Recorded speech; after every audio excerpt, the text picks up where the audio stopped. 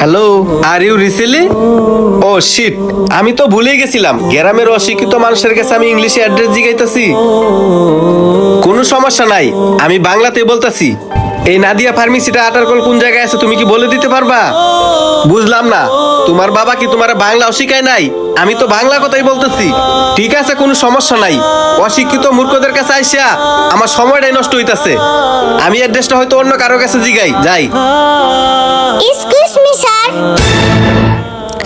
I know good Bangla and English. Your address is state in head from.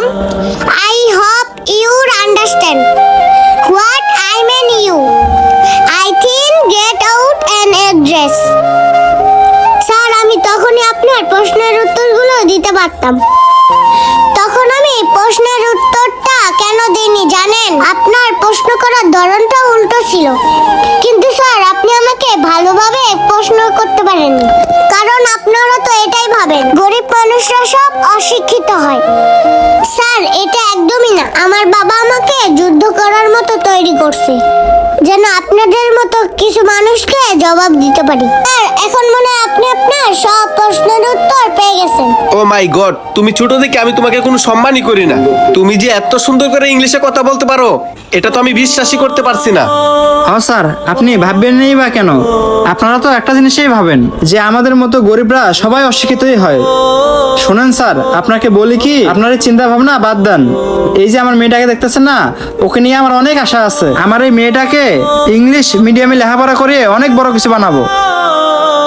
R sir, একটা কথা শোনেন, ওর এই পর্যন্ত এমন কোনো ক্লাস নাই সে ক্লাসে ও 1 নাম্বার রোল না করতে পারছে। স্যার, আমরা গরিব বলে যে আমাদের সন্তানেরা লেখাপড়া করতে পারবে না, এটা কিন্তু আপনার একদমই ভুল ধারণা। আর আমরা তো মানুষ চাইলে না কি করতে পারে। শুধু আপনি আর আমি না, সকল মানুষের ইচ্ছা থাকলেই তারা তাদের মেধা দিয়ে অনেক বড় কিছু হতে পারে। হ্যাঁ, আপনি এখন এটা বলতে পারেন যে আমাদের পোশাক আশাক দেখতে তেমন একটা ভালো না, আর আমরা যে ব্যবসা বাণিজ্য করি সেটার সাথে কি আমাদের এটা মানায়? তবে স্যার, একটা কথা মাথায় রাখবেন, কর্ম তো কর্মই, কর্মকে কখনোই ছোট করে দেখবেন না। আপনিও তো একটা কর্ম করেন, হয়তোবা আপনারটা অফিসিয়াল, আর আমি ভ্যান গাড়িতে এভাবে দাঁড়িয়ে কাঁচামাল বিক্রি করি। আসলে ভাই, আমি আপনাদেরকে কি বলবো, আমি বড় লোকদের সাথে চলাফেরা করে আমিও তাদের মতো হয়ে গেছি।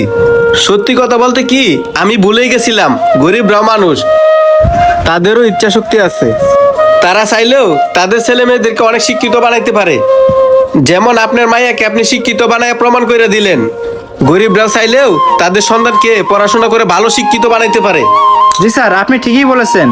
কথা আছে না, মানুষ ভালো মানুষের সাথে চললে মানুষ ভালোই হয়, আর মানুষ খারাপ মানুষের সাথে চললে